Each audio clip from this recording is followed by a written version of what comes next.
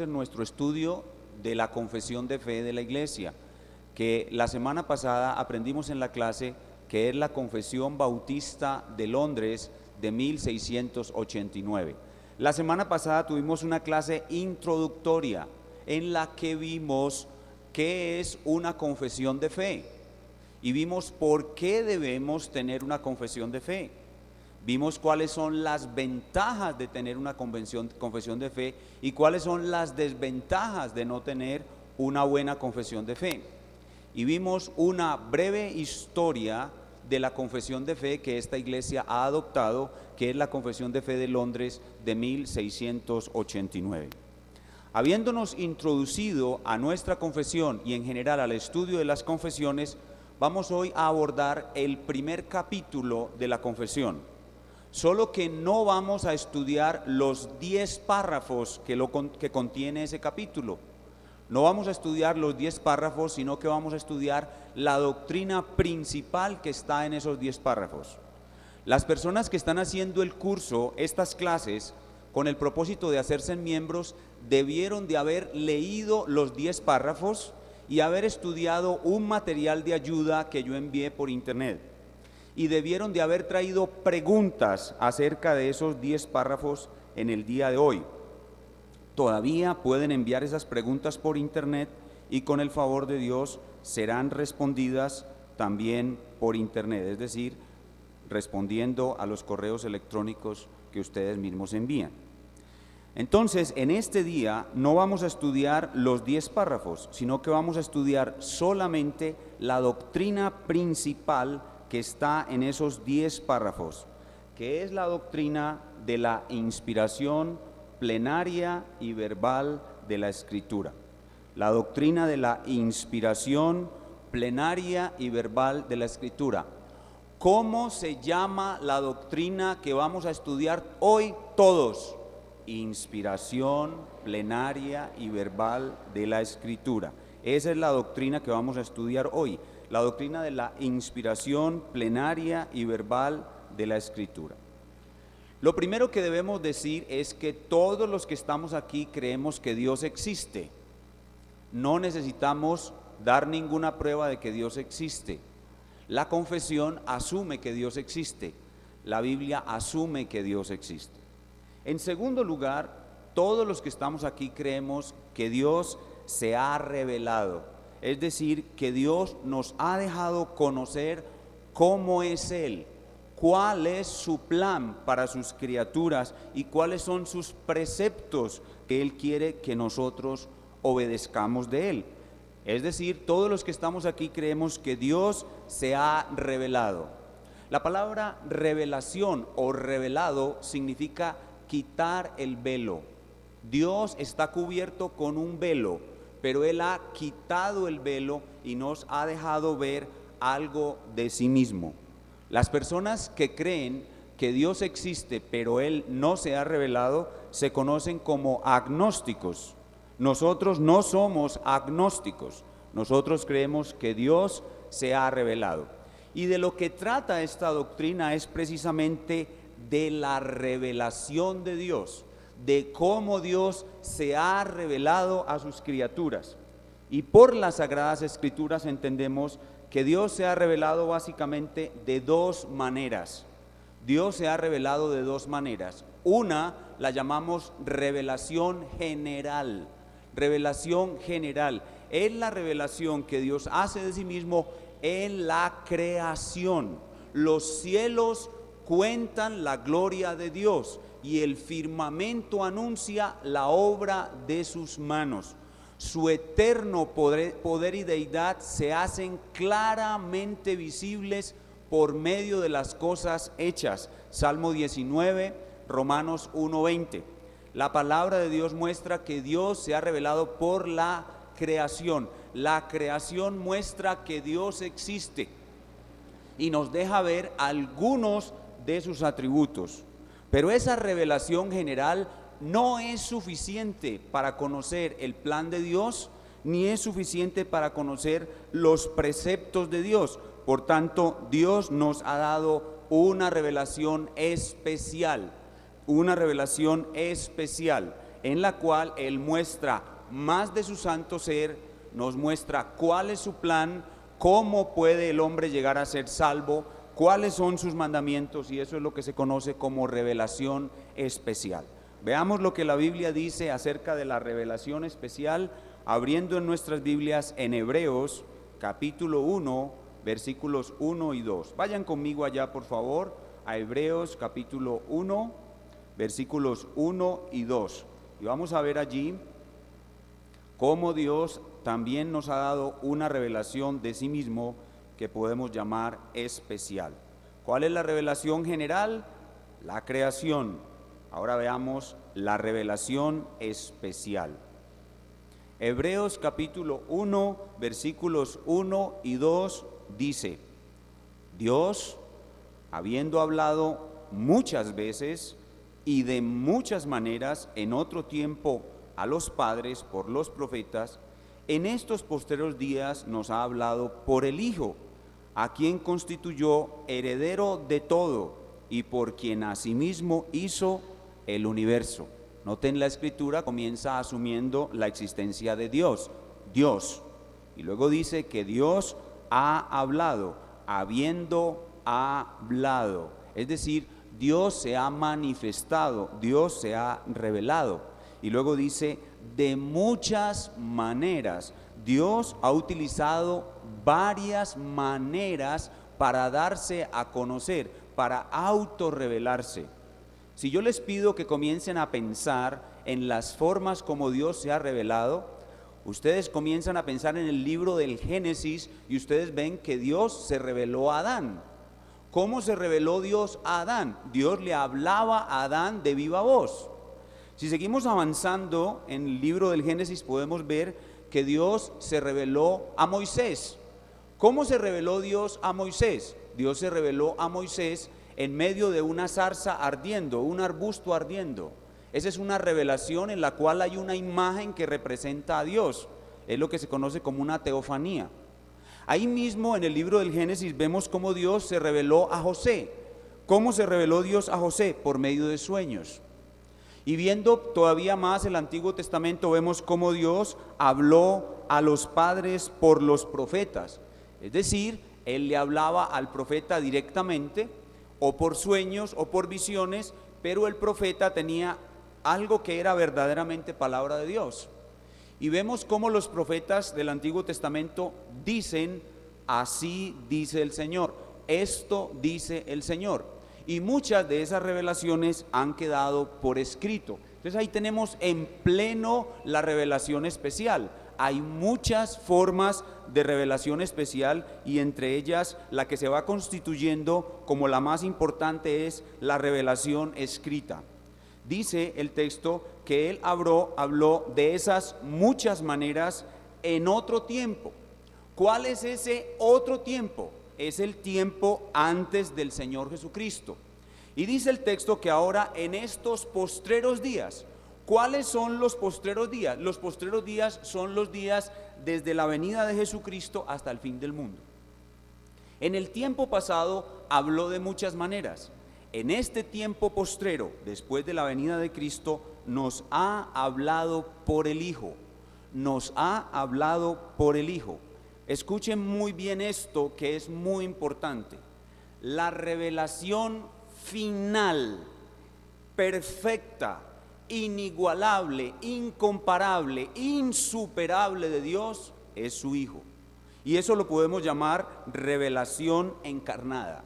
La revelación encarnada. Entonces hay revelación oral, hay revelación por visiones, hay revelación por sueños, hay revelación escrita, y está la revelación encarnada. La revelación encarnada es la última y perfecta revelación de Dios. Entonces, cuando Dios revela a su Hijo, nos está dando todo lo que necesitamos saber en cuanto a revelación. Así que lo que Dios nos da a conocer de su Hijo es lo último que nos va a dar a conocer de este lado del cielo de sí mismo. Es decir, que cuando se complete la revelación de la persona y la obra del Hijo, tendremos la revelación que Dios quiere darnos completa, perfecta, estable e invariable. La revelación perfecta, completa, estable e invariable que Dios quiere dar a su pueblo termina cuando termina de revelarse todo lo que tenemos que saber acerca de Jesucristo. Y hay un detalle muy particular con respecto a esto y el libro de Apocalipsis. El libro de Apocalipsis comienza diciendo revelación de Jesucristo que dio a su apóstol Juan para dar a su pueblo. Y el libro de Apocalipsis termina, el que le añada o le quite a este libro sufrirá los terrores de Dios. ¿Eso qué significa? Que con el libro de Apocalipsis termina la revelación de Jesucristo, y terminando la revelación de Jesucristo termina toda la revelación que Dios quiere darle a su pueblo. Entonces, la implicación necesaria de lo que acabo de decir, de que Jesucristo es la revelación perfecta, estable, única, completa, insuperable e inalterable, y que después de completada la revelación de Jesucristo, no hay más revelación. La implicación necesaria es que los medios anteriores que se usaron por Dios para revelarse a su pueblo terminan cuando termina la revelación de Jesucristo, cesan cuando cesa la revelación de Jesucristo. Cuando el conocimiento de Jesucristo, su persona y su obra es dado de manera completo, perfecto y estable a su pueblo, todos los medios de revelación cesan.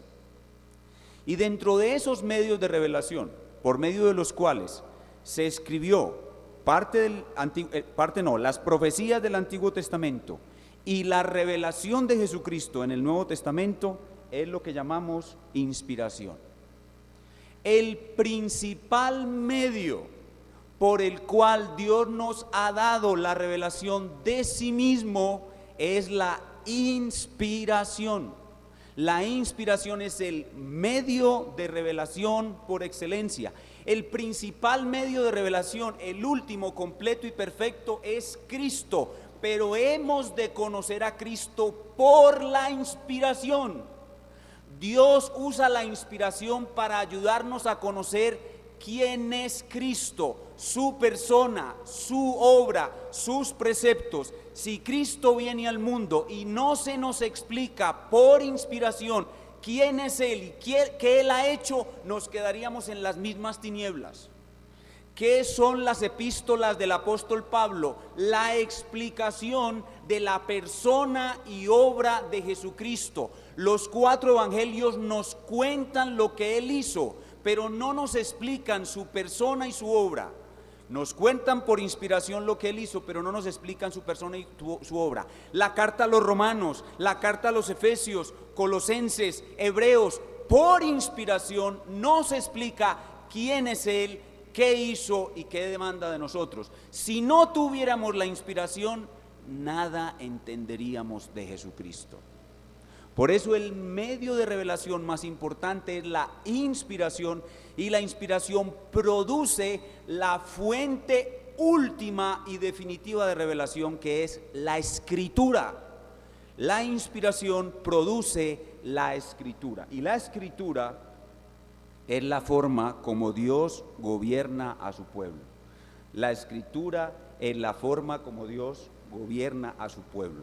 Dios ejerce autoridad sobre su pueblo por medio de la Escritura. Ahora la pregunta es, ¿enseña la Biblia de sí misma que ella es escrita por inspiración? ¿Explica la Biblia ella misma qué es la inspiración? ¿Muestra la Biblia ella misma de que ella, por ser inspirada, es la autoridad única y suprema de Dios sobre su pueblo? La respuesta es sí. Y lo que vamos a ver a continuación es la base bíblica de esas afirmaciones. Vayan conmigo por favor a 2 Timoteo capítulo 3.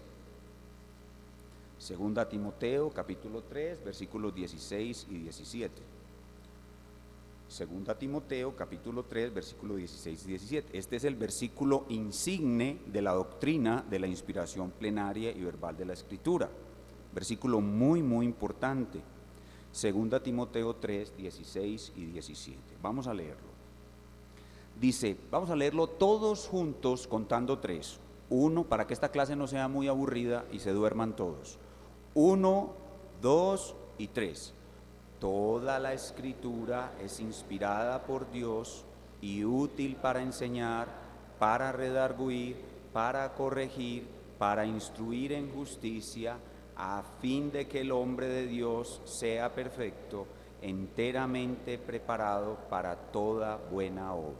Entonces, de este versículo comienza a surgir el título de la doctrina. ¿Cómo es el título de la doctrina? Otra vez todos. Inspiración plenaria y verbal de la Escritura. ¿Vieron en el pasaje la palabra inspiración? Sí, señor.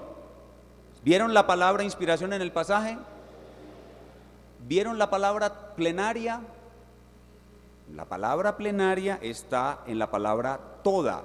Dice, comienza el verso 16 diciendo toda la Escritura. La palabra toda significa plena, viene de plenitud, plenaria, toda. La palabra escritura se refiere a aquello que los autores de la Biblia escribieron, que es lo que conocemos como Sagrada Escritura. El autor bíblico produce una escritura y esa escritura es enviada por Dios.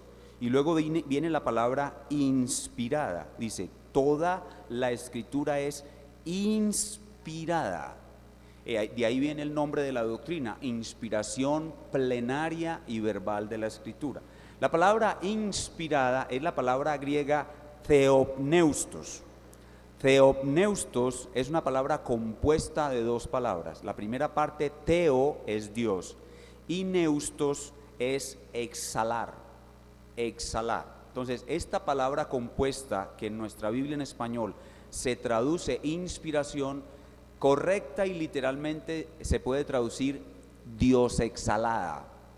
Dios exhalada. La palabra inspiración es Dios exhalada.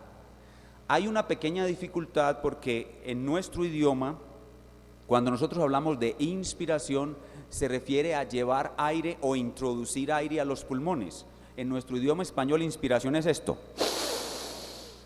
Eso es inspiración. Entonces, crearía la confusión de que el que se inspiró fue el que escribió. Pero la idea no es esa. La idea es que Dios exhaló. Cuando Dios exhaló, el que escribió recibió lo que Dios exhaló y luego lo escribió. Y Dios controló su mente, sus pensamientos, todo su ser, para que lo que el autor bíblico escribiera fuese exactamente lo que Dios quería que allí quedara escrito.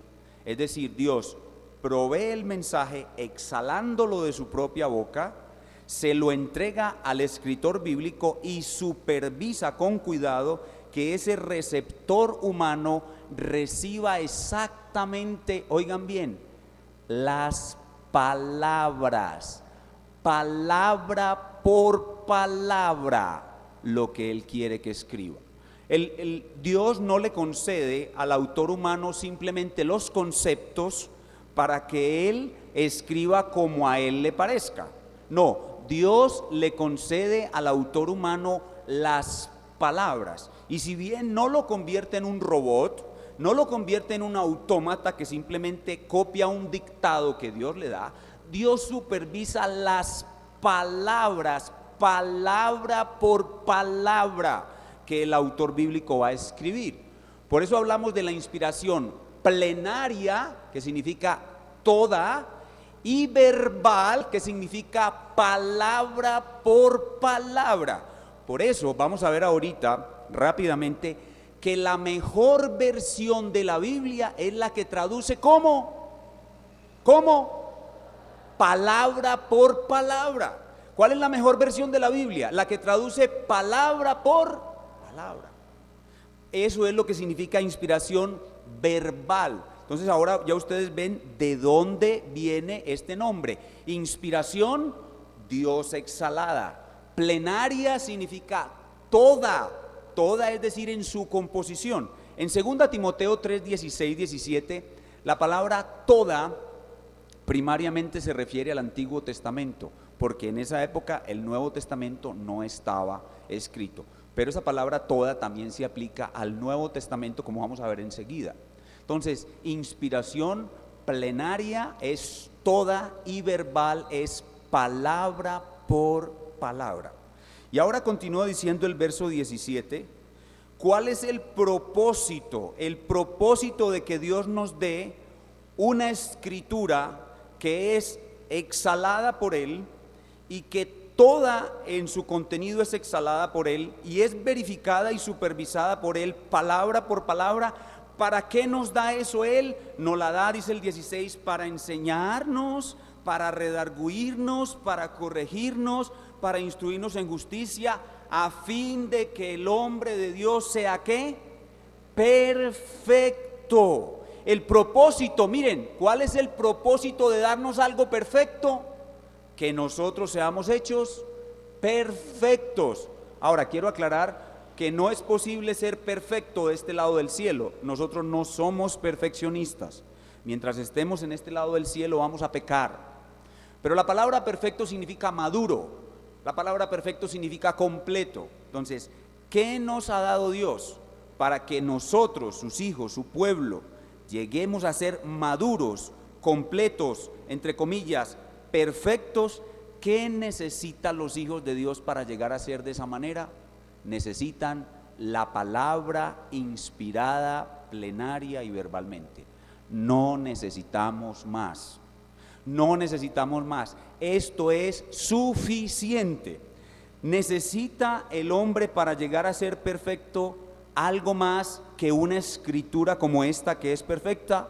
La respuesta es no.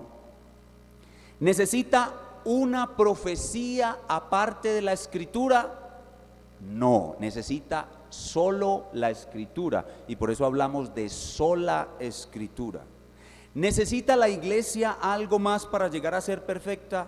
No, necesita solo la escritura. ¿Qué necesita la iglesia? ¿Qué necesita el hombre de Dios para llegar a ser perfecto, enteramente preparado para toda buena obra? Necesita solo la escritura. Y esto es lo que nos habla de la suficiencia de la escritura.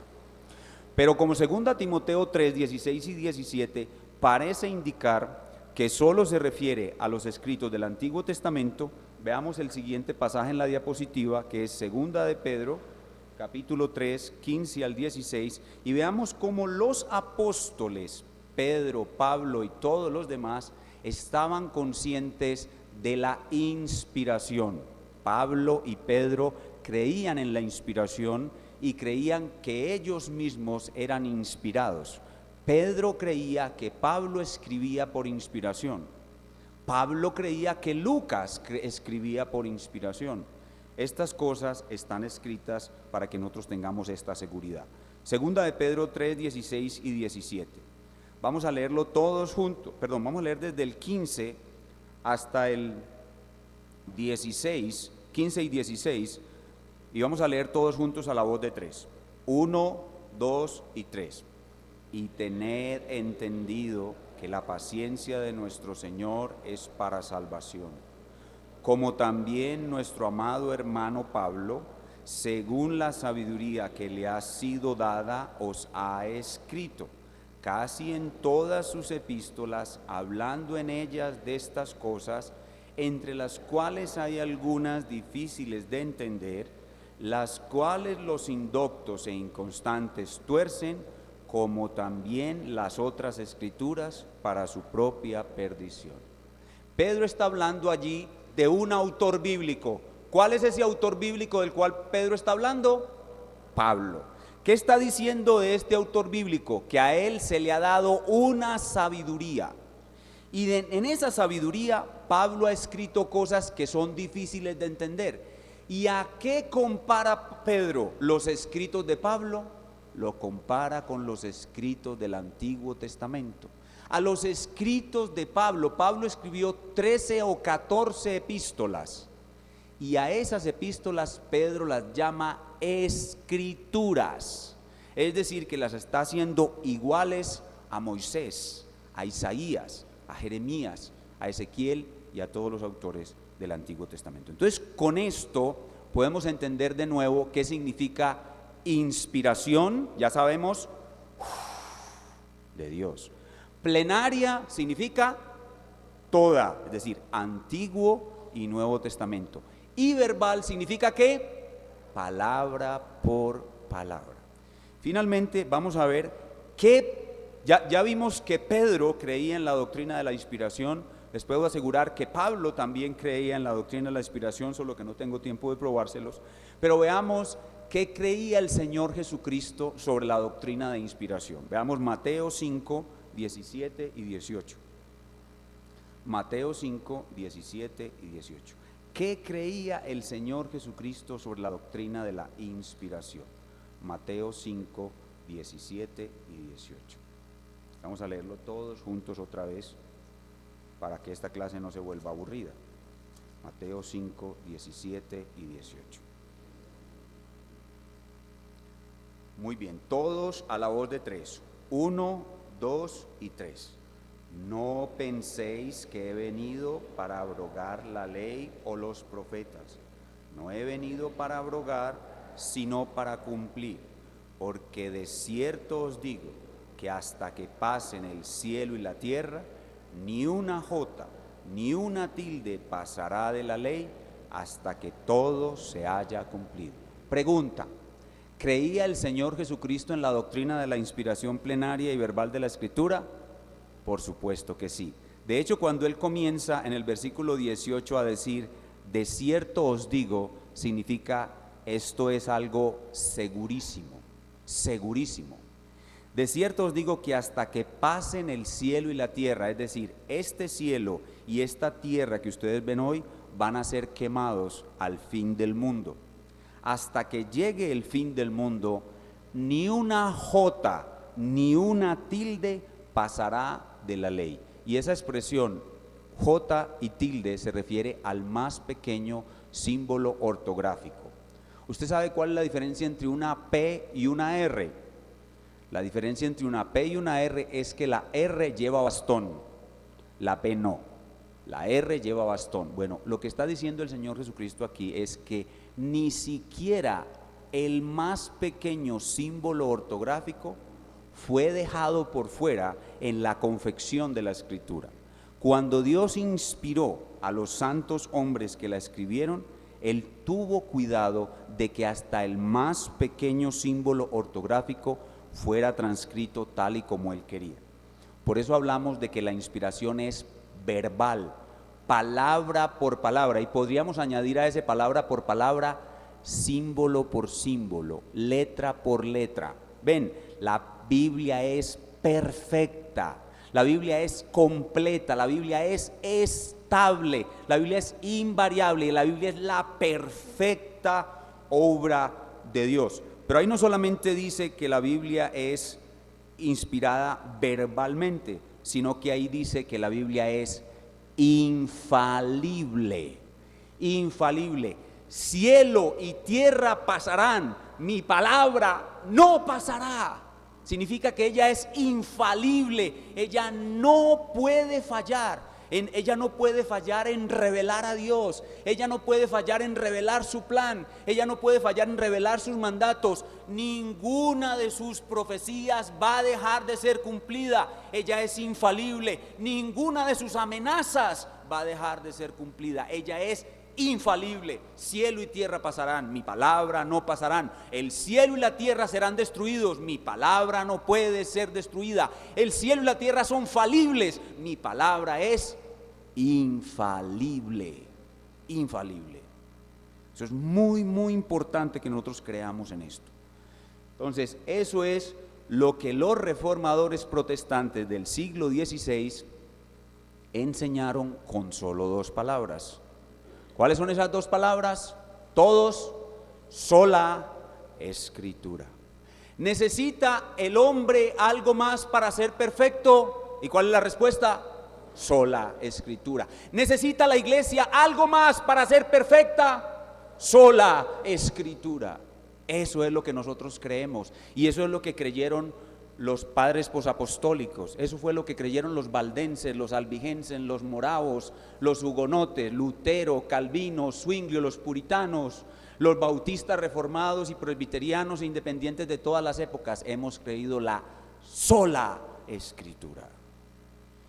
Y por tanto, entonces, una de las confesiones de fe históricas, que es la que nosotros hemos adoptado, define de esta manera la inspiración plenaria y verbal de la Escritura. Dice: la Santa Escritura es la única fuente vigente de revelación, única, toda suficiente, segura e infalible regla del conocimiento, fe y obediencia salvadoras, y son absolutamente necesarias. ¿Por qué? Porque la revelación general no es suficiente para revelar al hombre la persona, el plan y los mandatos de Dios, y mucho más ahora que los otros medios de revelación han cesado. Los otros medios de revelación han cesado. Entonces, claramente podemos ver que esta confesión de fe y que esta iglesia y que todas las iglesias de la Reforma somos inspiracionistas, porque creemos en la inspiración plenaria y verbal de la Escritura, y cesacionistas, porque creemos que todos los demás medios de revelación han cesado. Dicho de otra manera, este estribillo es muy popular en nuestras iglesias. La Escritura es la infalible, ya saben eso qué significa, inerrante, eso significa que no contiene error alguno, y todo suficiente palabra de Dios. Y en alguna época algunos decían: la Biblia contiene la palabra de Dios, pero no es la palabra de Dios. Eso dijeron los liberales y los neoortodoxos en el siglo XIX, donde hubo una crisis muy fuerte de esta doctrina. Esta doctrina ha sido durante todo el tiempo de la historia de la iglesia muy atacada, pero en el momento en que más ha sido atacada fue a finales del siglo XIX y a principios del siglo XX, con dos grupos que se llaman los liberales y los neoortodoxos. Y ellos decían que no es que la Biblia es la palabra de Dios, sino que en ella está la palabra de Dios, y que cuando uno la lee, uno descubre en ella la palabra de Dios. Nosotros no decimos eso, nosotros creemos en la inspiración plenaria y verbal de la Escritura. Lo que nosotros decimos es que la Biblia no contiene la palabra de Dios, sino que la Biblia es la palabra de Dios. Y eso lo resumimos en dos palabras. ¿Cuáles son esas dos palabras? Sola Escritura. Vamos entonces, ya vimos una base bíblica para lo que estamos estudiando, ya vimos la declaración de la confesión de fe, que es nuestra confesión. Ahora veamos algunas preguntas de discusión que se generan cuando uno estudia estos temas. Hay muchas más preguntas y hay mucho más tema. Este capítulo de la confesión se conoce como bibliología. Yo luego, a los que están estudiando y a todos, si quieren, les voy a proveer un curso de bibliología completo, y van a haber muchas más cosas que aprender, pero por ahora estas son las más importantes, y vemos cómo a través de esto que hemos enseñado ya se genera alguna discusión. Entonces veamos por ejemplo esta pregunta: ¿quiénes no tienen la sola Escritura? Ya con lo que usted escuchó y aprendió hoy, usted puede saber quiénes no tienen la sola Escritura. ¿Quién se le viene inmediatamente a la mente que no tienen la sola Escritura? Pues la Iglesia Católica Romana. La Iglesia Católica Romana no tiene sola Escritura. ¿Cuál es el eslogan de la Iglesia Católica Romana? La Iglesia Católica Romana dice: con la Escritura. No sola Escritura, sino con la Escritura. ¿Y qué es lo que ellos tienen con la Escritura? La tradición católica romana, la doctrina de los papas, la infalibilidad papal. Entonces ellos no tienen sola Escritura, ellos tienen con la Escritura. Pero hay otro grupo que también nos interesa: quienes atentan contra la sola Escritura, dicen creerla, pero atentan contra ella. Nuestros amados hermanos carismáticos. Nuestros amados hermanos carismáticos atentan contra la sola Escritura. ¿Por qué? Porque ellos, cuando creen en que hoy hay profecías esas profecías son iguales a la Escritura, iguales a la Escritura. Y al poner algo igual a la Escritura deja de ser la única, suficiente, infalible regla de autoridad, conocimiento, obediencia, fe salvadoras. Entonces, nada puede estar igual a la Escritura. Entonces, nuestros hermanos continuistas atentan contra la Escritura, porque en el momento en que aparece, por ejemplo, en una iglesia, una persona diciendo: yo tengo una palabra de parte de Dios, lo que está diciendo es: lo que voy a decir a continuación es igual a la Escritura. Entonces, ¿a quién le vamos a creer? ¿A él o a la Escritura? Nosotros no podemos aceptar eso. Nosotros rechazamos toda forma de revelación que sea extra bíblica. Cuando nosotros vemos algo que se está llamando revelación y es extra bíblico, nosotros abrimos nuestros ojos, abrimos nuestros oídos y pensamos que esa persona nos quiere engañar. No creemos en revelaciones extrabíblicas. ¿Por qué? La palabra revelación significa igual a la Escritura. Y cuando una persona dice: tengo una profecía de parte de Dios, o Dios está enviando un mensaje a esta iglesia de parte mía, la persona que dice que tiene el mensaje de parte de Dios está hablando por inspiración. Y nosotros creemos que la inspiración cesó cuando se terminó de completar, se hizo perfecta, completa y estable la revelación de Jesucristo, que es la última revelación. Ahora, ¿cómo podemos explicar 1 Corintios 7 del 10 al 12? No lo voy a hacer en este momento porque solo me quedan 5 minutos. Lo voy a hacer rápidamente. En 1 Corintios 7 del 10 al 12, Pablo dice, bueno, vamos a tener que leerlo porque no me acuerdo bien del texto. 1 Corintios 7 del 10 al 12. Pues no es que no me acuerde, sino que no soy capaz de citarlo de memoria. Dice: pero a los que están unidos en matrimonio, mando no yo, sino el Señor, que la mujer no se separe del marido. Y si se separa, quédese sin casar o reconcíliese con su marido. Y que el marido no abandone a su mujer. Y a los demás, yo digo, no el Señor, si algún hermano tiene mujer que no sea creyente y ella consiente en vivir con él, no la abandone. Entonces, algunos dirán: vea, pero entonces parece que Pablo no creía en la doctrina de la inspiración, porque en este lugar él está diciendo: algunas cosas que les voy a decir son del Señor, las otras no las está diciendo el Señor, sino que las estoy diciendo yo. Y eso daría la impresión como que en la Biblia podrían haber algunas cosas que sí son del Señor y otras que no. Esa es la impresión que da a simple vista, pero esto no es así. No es así. Lo que Pablo está diciendo aquí es: lo que les voy a decir a continuación, lo digo yo, no el Señor. Significa que cuando el Señor estuvo sobre la tierra, Él dijo algunas cosas cuando estuvo sobre la tierra. Entonces, cuando Pablo dice: esto lo dice el Señor, se refiere a las cosas que el Señor dijo cuando estaba sobre la tierra. Ahora, cuando Él dice: lo que voy a decir lo digo yo, no el Señor, significa que lo que va a decir a continuación no lo dijo el Señor cuando estuvo sobre la tierra, pero Él lo dice de manera inspirada, segura e infalible. No sé si me hice entender, lo expliqué muy a la carrera porque ya se me está acabando el tiempo. Si alguno queda con alguna duda sobre esto, pues más adelante podré explicarles bien. Entonces, rápidamente, otra inquietud: ¿cuál es la mejor traducción de la Escritura? La mejor traducción de la Escritura es aquellas traducciones que se hacen del texto tradicional. Hay un texto que viene de la escuela de Antioquía de Siria que se llama texto tradicional y se conoce en la historia de la Reforma como Textus Receptus. Esa es la mejor fuente para traducir la Biblia.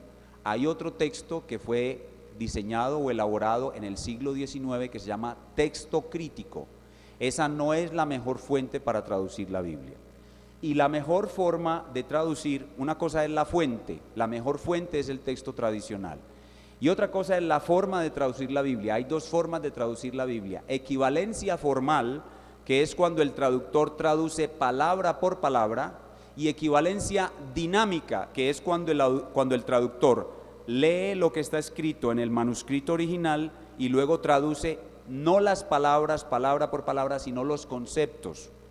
Esa Biblia no es la mejor Biblia. La mejor Biblia es la que traduce como palabra por palabra. ¿Y de dónde? Del texto tradicional. No tengo tiempo, pero voy a darles dos ejemplos de una y otra. Una Biblia traducida del texto tradicional, palabra por palabra, es la Reina Valera del 60.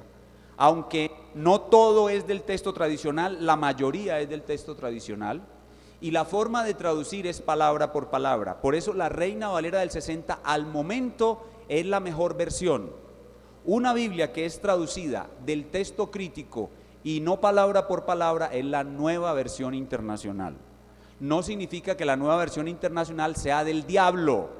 No vamos ahora a decir que todo lo que no es Reina Valera del 60 es del diablo. No, es útil, es buena, la podemos usar, pero debemos saber cuál es la mejor. ¿Cuál es la mejor? La que traduce del texto tradicional y palabra por palabra. Finalmente, ya para terminar, me queda un minuto, una aplicación. Ya vimos la base bíblica, vimos la declaración de la confesión, vimos algunas preguntas de discusión y ahora veamos una breve aplicación. ¿Cuál es nuestra obligación si Dios nos ha dado tal escritura? Si Dios nos ha dado tal escritura, nosotros debemos esforzarnos por conocerla, debemos leerla. Hermano, es una vergüenza que usted esté aquí, tiene 10 años de cristiano y no ha leído la Biblia entera ni siquiera una sola vez. Eso es una vergüenza para usted como cristiano. Eso muestra que usted no ama a Dios. Eso muestra que usted no tiene pasión por Dios y muestra que no sabe qué es lo que tiene en la mano. Hermano, usted no sabe qué es lo que tiene en la mano, por eso no lo valora, no lo estudia, no lo aprende. Es una vergüenza para usted que tiene 10 años de cristiano y no haber leído toda la Biblia siquiera una sola vez. Entonces, ¿cuál es la primera aplicación? Usted tiene que generar en su vida una pasión por la Biblia. Pasión por la Biblia. Si usted tiene pasión por Cristo, va a tener pasión por la Biblia. ¿Cuántos dicen amén?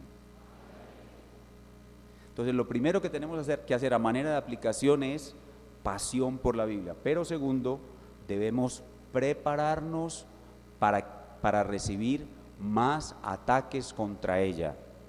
Ya hemos visto que la Biblia ha sido atacada, pero continuará siendo atacada. ¿Cómo va a minar la fe de los hijos de Dios? El diablo no puede separarnos de Dios.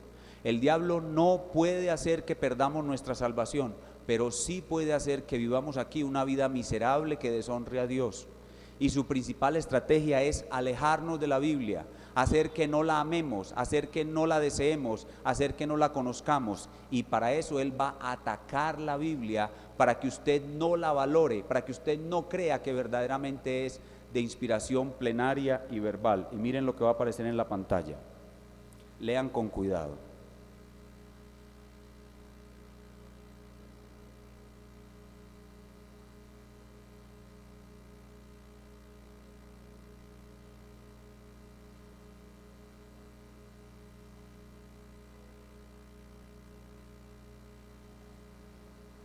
¿Sí leyeron? Muy bien, ningún comentario. Muy bien, hemos terminado.